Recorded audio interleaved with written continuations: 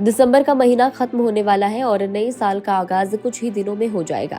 ऐसे में अगर जनवरी में आपको बैंक से संबंधित जरूरी काम है तो आपको जान लेने चाहिए कि अगले महीने छुट्टियों की भरमार है। बैंक एक जरूरी फाइनेंशियल इंस्टीट्यूशन है। अगर लगातार कई दिनों तक बैंकों में छुट्टी रहती है तो लोगों के जरूरी काम अटक जाते हैं। ऐसे में जनवरी में पड़ने वाली छुट्टियों की लिस्ट आपको चेक कर लेनी चाहिए ताकि आप उसके अकॉर्डिंग अपने काम की प्लानिंग कर सके। कस्टमर्स की सुविधा के लिए रिजर्व बैंक ऑफ इंडिया पहले ही बैंक की हॉलीडेज की लिस्ट जारी कर देता है। ये छुट्टियां कमर्शियल, प्राइवेट और ग्रामीण सभी बैंकों की होती है। जनवरी 2024 में बैंक कुल 14 दिन बंद रहने वाले हैं। इसमें नए साल की छुट्टी से लेकर रिपब्लिक डे एटसेट्रा तक की कई छुट्टियां शामिल है।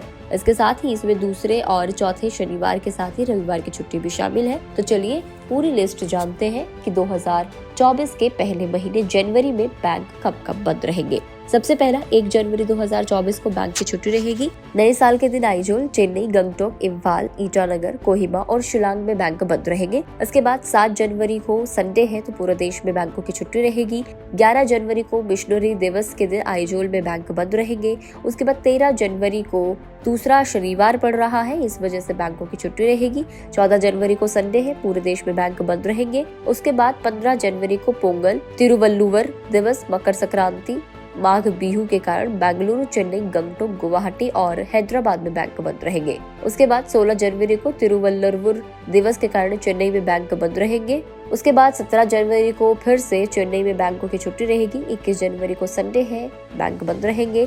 23 जनवरी को गान नगाई के कारण इम्फाल में बैंक बंद रहेंगे। 25 जनवरी को थाई पोशम हजरत मोहम्मद अली के जन्मदिन के कारण चेन्नई, कानपुर और लखनऊ में बैंकों की छुट्टी रहेगी। 26 जनवरी को रिपब्लिक डे है, गणतंत्र दिवस है, तो पूरे देश में बैंकों की छुट्टी रहने वाली है। 27 जनवरी को 4th सैटरडे पड़ रहा है, इस वजह से पूरे देश में बैंक बंद रहेंगे। उसके बाद 28 जनवरी को संडे है तो पूरे देश में बैंकों की छुट्टी रहेगी, यानी कि इस तरीके से कुल 14 दिन बैंक बंद रहने वाले हैं। तो अगर इस तरीके से देखा जाए तो जनवरी में कुछ दिन ऐसे भी है जहाँ पर लगातार बैंकों की छुट्टी रहने वाली है। तो ऐसे में लोगों के कई जरूरी काम अटक जाते हैं, लेकिन नई तकनीक ने लोगों के काम को आसान भी बना दिया है। लंबी छुट्टियां पड़ने पर आप कैश विड्रॉल के लिए एटीएम का इस्तेमाल कर सकते हैं।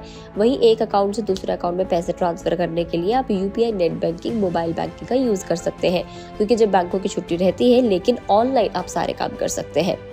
वीडियो में इतना ही। आपको ये जानकारी कैसी लगी कमेंट करके जरूर बताएं। अगर आप वीडियो को फेसबुक पर देख रहे हैं तो फेसबुक पेज को लाइक करें। यूट्यूब पर देख रहे हैं तो गुड रिटर्न यूट्यूब चैनल को सब्सक्राइब करना ना भूलें।